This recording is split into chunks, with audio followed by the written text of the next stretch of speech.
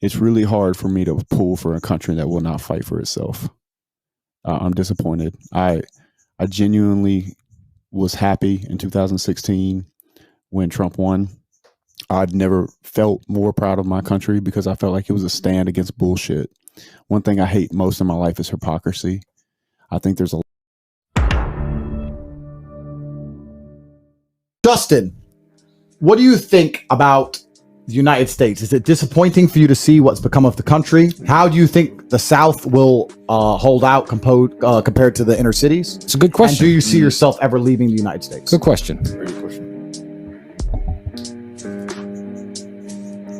I want to pull for America in every way. I grew up going to Veterans Day assemblies in school.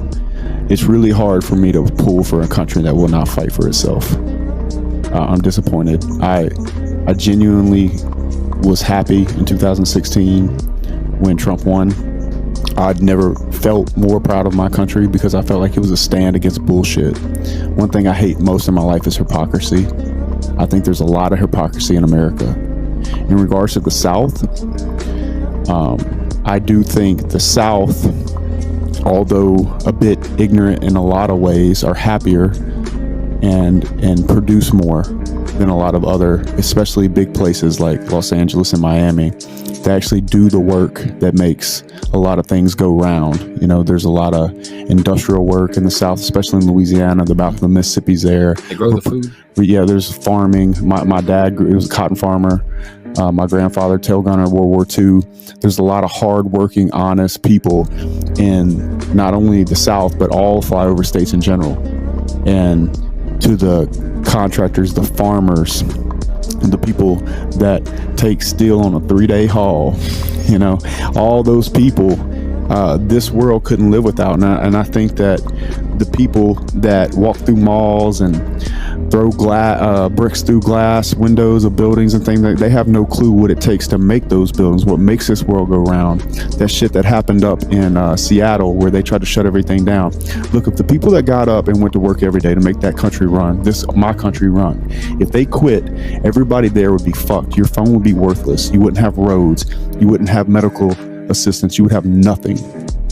And so in regards to leaving the country, I'll stay in America if and only if America will start taking up for itself, get rid of the hypocrisy, stand for what's actually right, what has common sense, what has value, and what actually creates value in the world. Other than that, I'll get a passport somewhere else. And I think Ray Dalio nailed it, is when the divide between the haves and the have-not gets so big that the haves don't see a winning side to staying, that's when they leave. And so for me, I think you guys already know, in fact, I know for a fact you already know what I'm doing to set myself up to not have to stay in a place that doesn't appreciate people that go across the country and build things that make the fucking world go round. So if America can't get that right, then I will have to go somewhere else, like anybody else. Same like having a friend who you're trying to set on the right path. If you have a friend who won't stop taking crack no matter what you do, and then start stealing your stuff, you're like, you know what, you can't live with me anymore. I don't want to associate with you anymore. I think it's the same thing.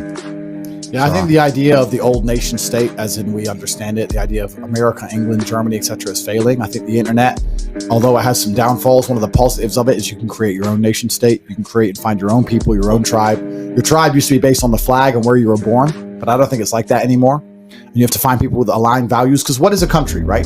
It's imaginary borders on a map, that's fine, but a country is supposed to be aligned values. It's supposed to be we're all unified under one banner, we're all unified under one song, we're all unified under one set of ideals. That's what America used to be. And as that fails, as America is full of people who all disagree on everything, then what is it anymore as a country, as a nation, as anything sovereign? Whereas if you can find enough people who you agree with, if you can find a tribe, then you don't really need a country. You can be countryless almost, because you still find solace and you still find patriotism in the things you truly believe in, with people from all around the world from a bunch of different countries who all believe the same thing.